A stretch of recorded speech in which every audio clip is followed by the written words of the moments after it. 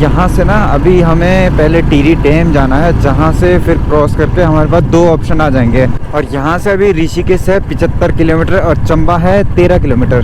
टिहरी जिले में अगर पहाड़ी घरों को देखें ना तो उनकी जो छतें हैं स्ट्रक्चर तो पूरा सेम है, लेकिन जो छत की स्लेट्स हैं, कल यहाँ से ना एक ट्रक नीचे यहाँ एक्सीडेंट हो गया था उसका, यहाँ से सीधा नीचे। तो जब इस झील का निर्माण हुआ था ना तो कभी यहाँ पे पूरे गाँव रहे होंगे। आज की सुबह की शुरुआत हो रही है हमारे इस खूबसूरत से गांव से, और इस गांव का नाम है भैंसकोट। तो कल रात में आपको दिखा नहीं होगा, लेकिन आज मस्त दिख रहा है यहाँ का व्यू। और जैसा कि पिछले व्लॉग में मैंने बताया था कि हम लोग शादी में जा रहे थे, तो शादी में हम पहुँचे हैं टिहरी डिस्ट्रिक्ट में। तो अभी सुबह की शुरुआत हो रही है मेरी टिहरी डिस्ट्रिक्ट से और भैंसकोट गांव से। एक खूबसूरत सा गांव है। यहाँ पे टेम्परेचर अभी ना नॉर्मल जैसे हमारे घरों पे रहता है वैसा ही है, बस अभी धूप नहीं आई। मतलब हमारे घर पे 7:30 तक धूप आ जाती है, लेकिन यहाँ ना धूप यहाँ पीछे से आती है और बड़े बड़े पहाड़ों को क्रॉस करके धूप आएगी तो थोड़ा सा लेट हो जाएगी। तो इसीलिए धूप अभी गाँव में आई है और जहाँ पर शादी है वहाँ नहीं आई अभी।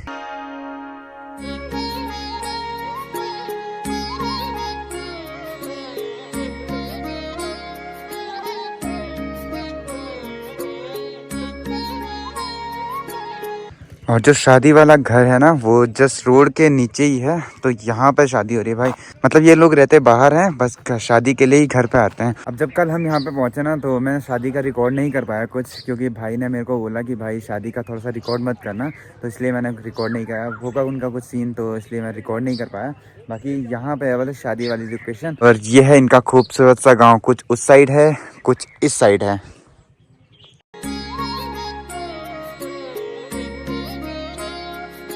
चलो जी निकलते हैं अब यहाँ से भी टिहरी के लिए। और हमारा घर जाने का मेन कारण ये है कि यहाँ से जो बारात जाएगी वो ऋषिकेश जाएगी, और हमारे पास उतना टाइम नहीं है कि हम यहाँ रुकें।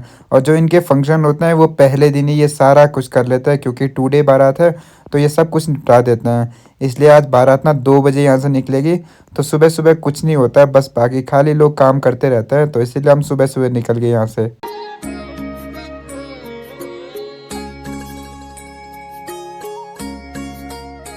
तो हमने अपने सफ़र की शुरुआत कर ली है। आज हमें जाना है भैंसकोटी से सारी विलेज तक। तो यहाँ से लगभग ना 250 से 300 के बीच में ये दूरी है। मतलब पहले मुझे लग रहा था कि 100 किलोमीटर पे है, लेकिन जब बाद में मैप लगाया तो 250 किलोमीटर दिखा रहा था भाई। और कल हमने 250 किलोमीटर कवर किया और फिर आज हम वापस जा रहे हैं। बाकी अभी हम ना टिहरी डिस्ट्रिक्ट में हैं, तो यहाँ से ना टिहरी झील तो दिखती ही दिखती है। मतलब जिस हाईवे से हम चल रहे हैं ना, और यहाँ से लेके सामने पता नहीं 30 किलोमीटर दूर तक पूरी झील है। बाकी अपने एक और नए दिन की शुरुआत करते हैं। मेरा नाम है मयंक नेगी, स्वागत करता हूँ आपका देवभूमि उत्तराखंड के टिहरी डिस्ट्रिक्ट से। और अगर इस झील की बात करें तो ये भागीरथी नदी पे बना हुआ है। भारत की सबसे बड़ी झील है और दुनिया में ना इसका नंबर 13वां नंबर आता है। और 1978 में इस झील का जब निर्माण हुआ था ना 2006 में जाके ये पूरी हुई थी भाई। तो इतनी बड़ी झील है ये। तो जब इस झील का निर्माण हुआ था ना तो कभी यहाँ पे पूरे गांव रहे होंगे, लेकिन जब इस झील का निर्माण हुआ तो गांव पूरे समा गए थे इसमें। तो इन लोगों को विस्थापन दिया गया था, किसी को देहरादून, किसी को कहीं, किसी को कहीं।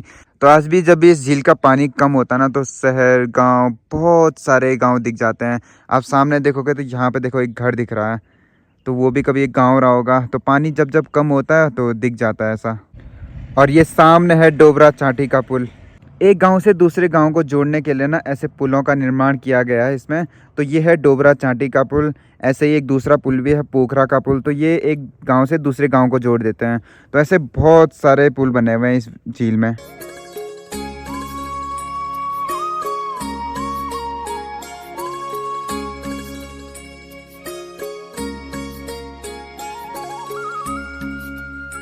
तो चलो जी अपने सफ़र के आगे के लिए शुरुआत करते हैं। यहाँ से ना अभी हमें पहले टिहरी डैम जाना है, जहाँ से फिर क्रॉस करके हमारे पास 2 ऑप्शन आ जाएंगे।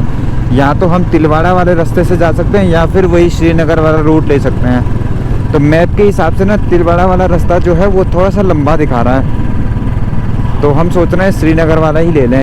बाकी ये जो रूट है ये जोड़ता है आपको सीधे यमुनोत्री गंगोत्री से। अगर आप चंबा आते हो तो चंबा से आप यमुनोत्री गंगोत्री के लिए भी जा सकते हो। और यहाँ से अभी ऋषिकेश है 75 किलोमीटर और चंबा है 13 किलोमीटर। तो चलो जी फिलहाल हम लोग पहुँच गए हैं चंबा में। और अगर आपने कभी सुना होगा ना, टिहरी और चंबा तो फेमस है। मतलब टिहरी जहाँ आता है वहाँ चंबा का नाम जुड़ ही जाता है। हम जब भी पहाड़ों में चलते हैं ना तो हमें ज़्यादा लगता नहीं है कि हम किसी दूसरे इलाके में आ रखे हैं, क्योंकि सारा एक ही जैसा रहता है। बस यहाँ पे डिफरेंस ये है कि हम हाईवे पे चल रहे हैं और जब हम अपने साइड पे चलते हैं वहाँ गांव वाले रोड की फीलिंग आती है, नहीं तो बाकी गांव पहाड़ सब ऐसा ही रहता है हमारे यहाँ पे भी। तो सुबह से मैं और आदर्श अब जाके चाय पी रहे हैं, क्योंकि हमें लंबा सफ़र शुरू करना था, वहाँ से जल्दी निकल गए थे। और एकदम इतनी प्यारी लोकेशन है ना यहाँ पे। और आप ब्लॉग में आदर्श को कम देख रहे होंगे क्योंकि ये इतना शाई पर्सन है ना, मतलब कैमरे से बिल्कुल दूर ही रहता है। जैसे ही कैमरे को देखता है ये आधा किलोमीटर दूर चले जाता है तो इसलिए इसको थोड़ा सा कम ही दिख रहे होंगे। बाकी हमने यहाँ पे कॉफ़ी बनवाई है एकदम मस्त, और एकदम बढ़िया धूप भी आ रही है, तो हमने सोचा यार क्योंकि रास्ता पूरा ठंडा वाला है तो यहाँ पे थोड़ा धूप भी सेक लेता है।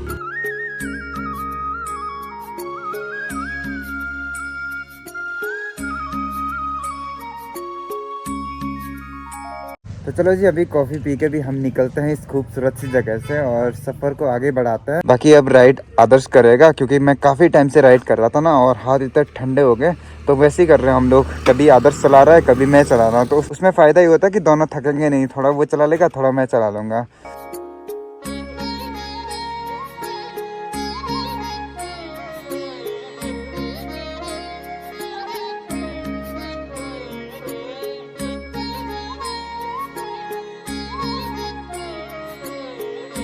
और यहाँ पे जो भी जंगल है ना, ये पूरा कोले का है, मतलब यहाँ पे बस चीड़ के पेड़ ही है सारे। टिहरी ज़िले में अगर पहाड़ी घरों को देखा ना तो उनकी जो छतें हैं, स्ट्रक्चर तो पूरा सेम है, लेकिन जो छत की स्लेट्स है ना वो थोड़ा सा छोटे छोटे आकार में है। हमारे घरों की जो छतें हैं वो बहुत बड़े स्लेट्स होते हैं, लेकिन यहाँ पे देखो छोटे छोटे हैं। बाकी स्ट्रक्चर तो पूरा सेम ही है। घरों का स्ट्रक्चर तो लगभग सेम ही है, खेती करने का तरीका भी सब सेम है, रहने खाने का सबका यहाँ पे भी सेम ही है। बस यहाँ पे महिलाएं जो होती है ना, वो हमारे यहाँ जैसे सूखी घास ले आते हैं, लकड़ियाँ ले आते हैं, वो लोग पीठ पे ले आते हैं और यहाँ के लोग ना सर पे लाते हैं।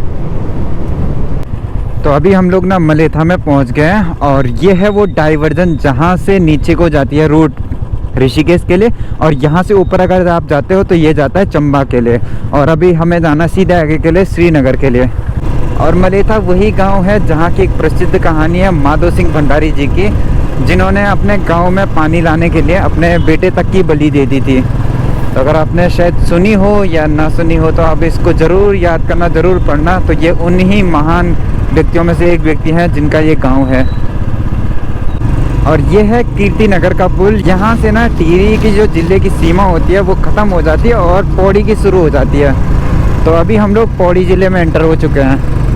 ये है कीर्ति नगर और श्रीनगर के बीच में बेस्ट पॉइंट, व्यू पॉइंट है यहाँ पे से। और ये जो नदी है ना, ये अलकनंदा नदी है। बरसात के टाइम पे ना ये काफ़ी चौड़ी रहती है, लेकिन आजकल देखो शांत नदी है और कितना अच्छा लग रहा है यहाँ पे से। मतलब व्यू इतना प्यारा आता है ना श्रीनगर का यहाँ से। और मैंने जो अपनी कॉलेज की पढ़ाई करी थी वो यहीं से करी थी, श्रीनगर से। यहीं पे रूम लेके रहना पड़ता था, तो यहाँ पे हम काफ़ी टाइम आते थे इस व्यू को देखने के लिए। इतना प्यारा, इतना खूबसूरत लगता है ना ये वाला व्यू। बाकी श्रीनगर में आके अपनी पुरानी यादें ताज़ा हो गई भाई। तो कभी किसी शहर में ना, जिस शहर से आपकी यादें जुड़ी हो, उस शहर में आप जाओ तो वहाँ ऐसा हो जाता है कि पुरानी यादें ताज़ा हो जाती हैं।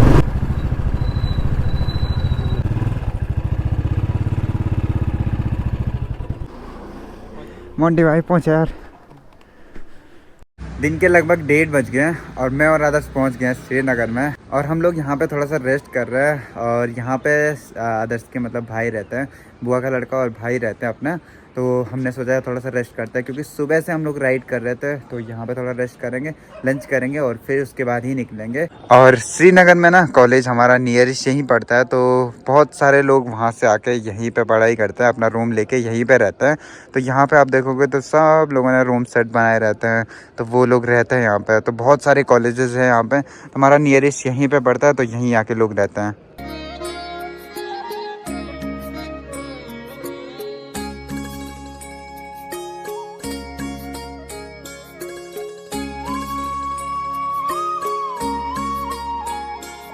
चलो लंच करके अब हम निकल गए हैं श्रीनगर से भी। लगभग टाइम 3 बज गया है और अभी जाके हम घर के लिए निकल रहे हैं। और अभी हमें जो डिस्टेंस कवर करनी है वो लगभग 100 किलोमीटर के करीब करनी है। और ये है हमारा कॉलेज।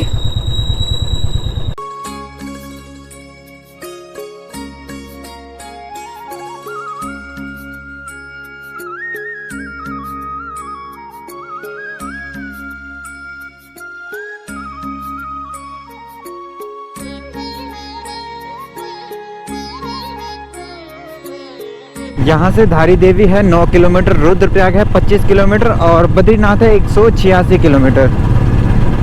तो मतलब जैसे हम रुद्रप्रयाग पहुँचेंगे उसके बाद तो अपना वाला एरिया लग जाता, फिर तो कोई दिक्कत नहीं जाता। कल यहाँ से ना एक ट्रक नीचे यहाँ एक्सीडेंट हो गया था उसका, यहाँ से सीधा नीचे डैम बना हुआ ना, डैम के अंदर चले गया था ट्रक।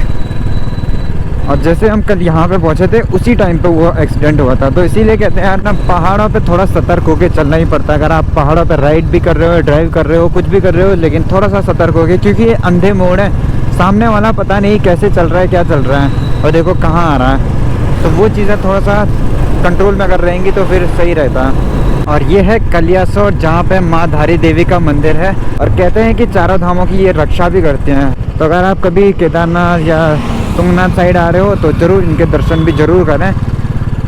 और ये है सिरोपगढ़, इस रूट का सबसे खतरनाक डेंजरस जोन।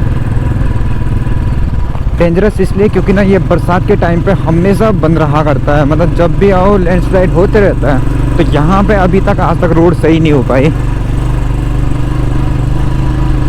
शाम के 4:02 हो गए और अभी हम लोग ना रुद्रप्रयाग बाईपास पे हैं और अभी भी यहाँ से लगभग 50 किलोमीटर का सफ़र हमारा बाकी है। और यहाँ पे ना जो ये नदी सामने बह रही है, ये है अलकनंदा नदी और सामने देखो मस्त सनसेट भी होने वाला है। बाकी अब सफ़र को आगे बढ़ाते हैं। और अब तक श्रीनगर से यहाँ तक तो बाइक में लेके आया था और अब आदर्श लेके जाएगा। तो चलो चलते हैं फिर।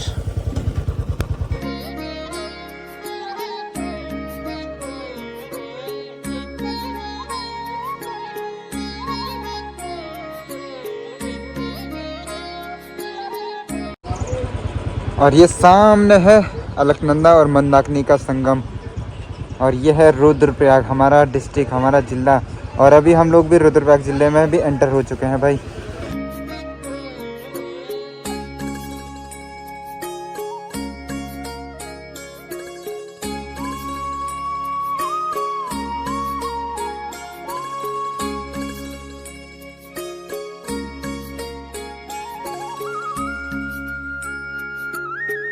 भाई फाइनली 6:17 पे घर पहुंच गया। मम्मी और पापा देखो इंतज़ार कर रहे थे मेरा। इंतजार नहीं करना। ये सामान तो कब से क्या करना, 250 किलोमीटर, 250। अरे तो यार, तो अभी ना घर आके मैंने फटाफट डिनर किया और वीडियो एडिट करना बहुत ज़रूरी था क्योंकि कल वीडियो आना है, तो उसके लिए वीडियो एडिट भी कर दिया। और जो मैंने आपने पिछला व्लॉग देखा था ना, वो एक्चुअली इसमें ना मेरे गोप्रो के सारे मतलब जो फुटेज थे वो डिलीट हो गए। डिलीट नहीं मतलब रिकॉर्ड ही नहीं हुए। उसका ऐसा हुआ था कि वो कैमरा ना इतना माउंट पे इतना टाइट था कि वो मेरे को दिख नहीं रहा था ढंग से और उसका बैटरी डाउन हो गया। फिर मेरे को बाद में पता चला, जब मैंने एडिट करने निकाला तो फिर पता चला भाई सब रिकॉर्ड ही हो गया था। फिर मैंने कल मतलब वहाँ पे चार्ज किया, तब जाके आज पूरा अच्छे से रिकॉर्ड हो पाया। बाकी अभी तो हम घर पे पहुँच गए हैं। बाकी वहाँ पे शादी का भाई ने मना किया कि रिकॉर्ड मत करो, तो इसलिए रिकॉर्ड नहीं कर पाया। बाकी कुछ ऐसा था आज का दिन। आई होप आपको ये व्लॉग पसंद आएगा, वीडियो पसंद आएगा। अगर व्लॉग पसंद आया तो व्लॉग को जरूर लाइक करें, अपने दोस्तों में शेयर करें, चैनल को सब्सक्राइब करें। फिर मिलते हैं आपसे नए व्लॉग में नए दिन के साथ। तब तक के लिए शुभ रात्रि।